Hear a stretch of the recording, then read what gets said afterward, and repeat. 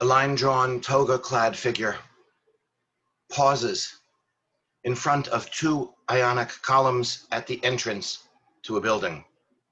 There, perched atop the square abacus of each column, is a plaque. Each one bears the same single word: truth.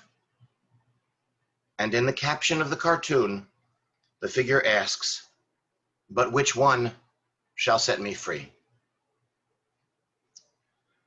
My friends, this night I want to speak with you about truth and trust. But first, during this period still reeling from the loss of one of the most important, certainly amongst the most impactful Jewish figures in American history, I note the remarkable coincidence in English that you cannot say truth without Ruth.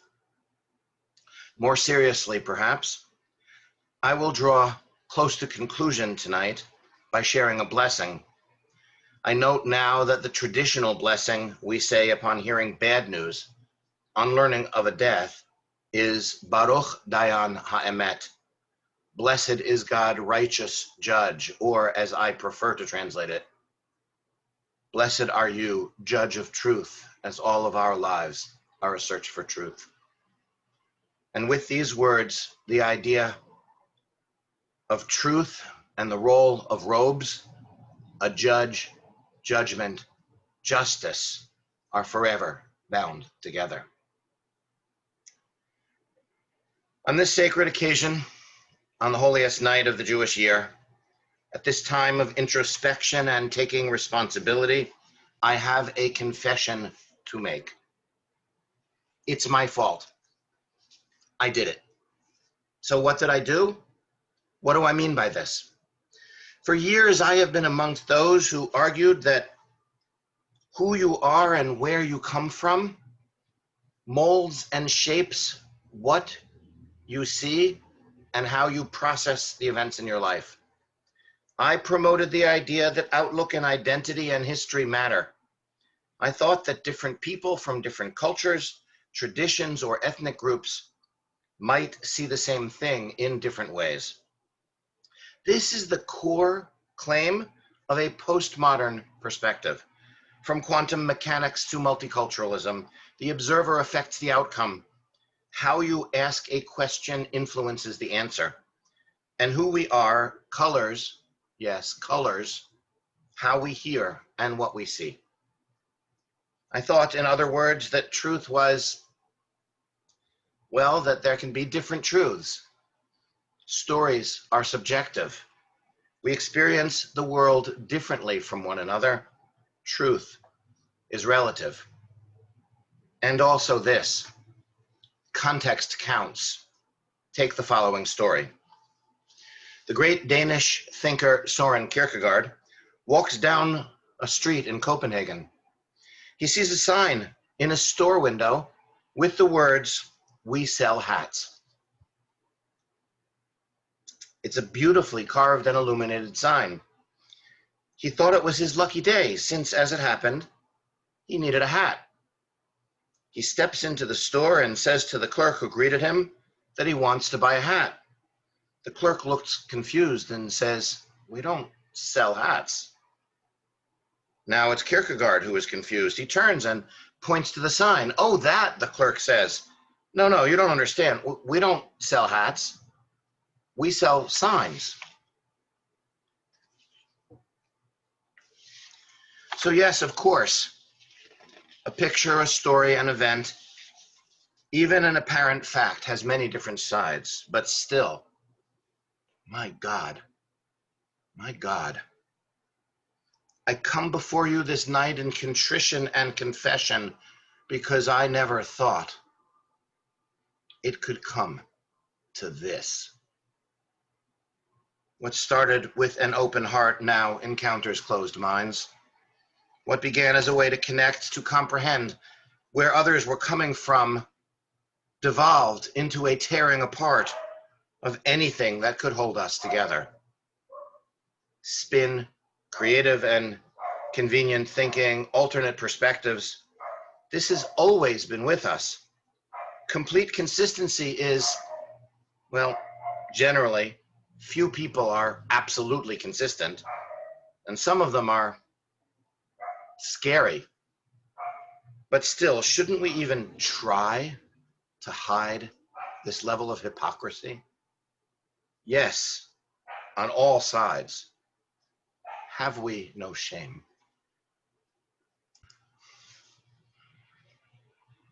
Kol Nidrei, a whisper of wings, as promises are remembered. This night, saint and sinner alike commune with the Most High. We are at one. In the deepest of ways, this day is about truth and trust and an annual alignment, a harmony between in and out and you and me. Attunement, atonement, at one-ment, being one.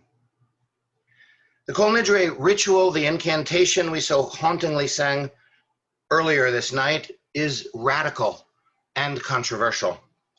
What do you mean you can evade a pledge and get out of a promise? What is this, some kind of absolution in advance? The formula looks like an annual dispensation to escape the commitments and consequences of what we swear to do. If Jews have a workaround like this, many Christians have asked over the centuries, well, what's a Jew's word worth anyway? But in fact, the impact is the opposite. We take what we say so seriously. We are so committed to the confluence between advocacy and action that it takes this setting, this ritual, this plea to the heavens, intervention from another realm to repair any breach between what comes out of our mouths and the reality around us. There has to be harmony between what we say and what we do, between assertion and action.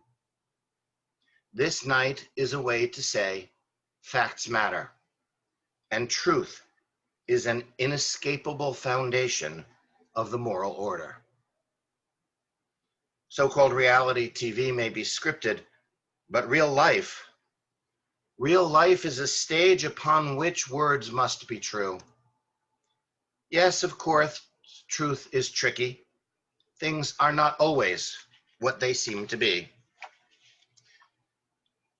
To honor Ruth Bader Ginsburg, two examples of complexity, both of which touch on gender roles and relationships, mediated through the lens of the male imagination, both of which also have their own twists which obliquely support the internal lives and lived experiences of women.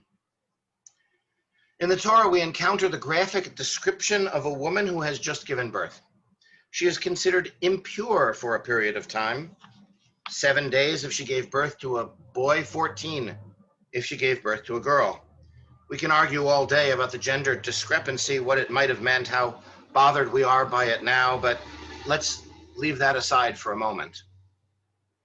After the woman's time outside, as it were, she is ritually welcomed back into the community by means of her bringing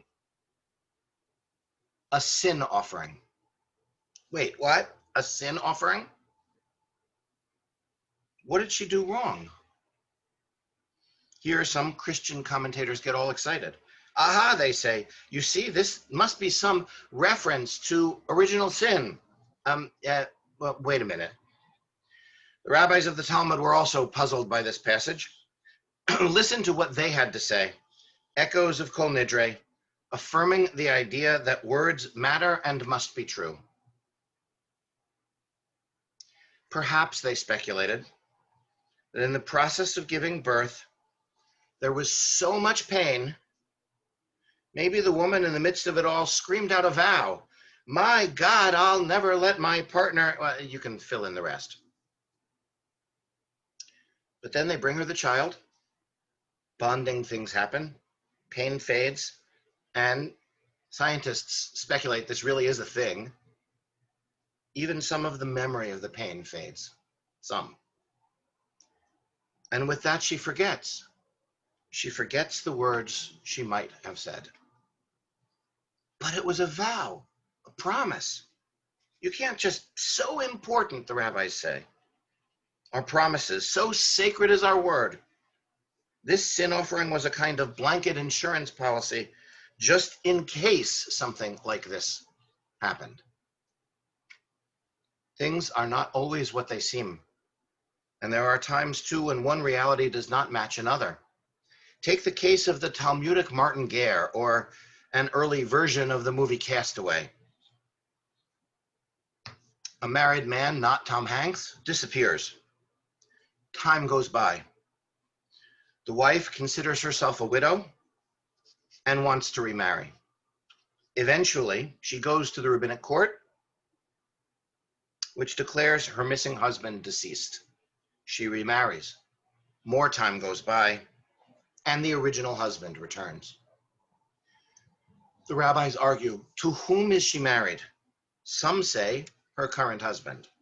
Others say to neither one. Significantly, though, not a single sage says she is still the wife of the man who went away. But he was, we assume, never actually dead. Isn't this a matter of facts? Where is truth here? But the court has ruled. Maybe he's not dead, but he's dead-ish, or dead to her. For more than one relationship will be rent asunder if we cannot rely on the ruling of a court. So here we have a case where legal reality and social reality and what you might call actual objective truth are not seen in the same way. So truth hangs on a thread of hope. It is subject to legitimately different perspectives. And truth suffers from the weight of unfair comparisons. Beware, beware what I call the pebble and the mountain, false equivalency between occasional exaggeration and habitual fabrication. One person's mistake is not automatically the same as another's mendacity. Truth suffers too. It is under assault in a world of altered images, hidden agendas, and those for whom the only virtue is victory at any cost. How and who can we trust again? We strive.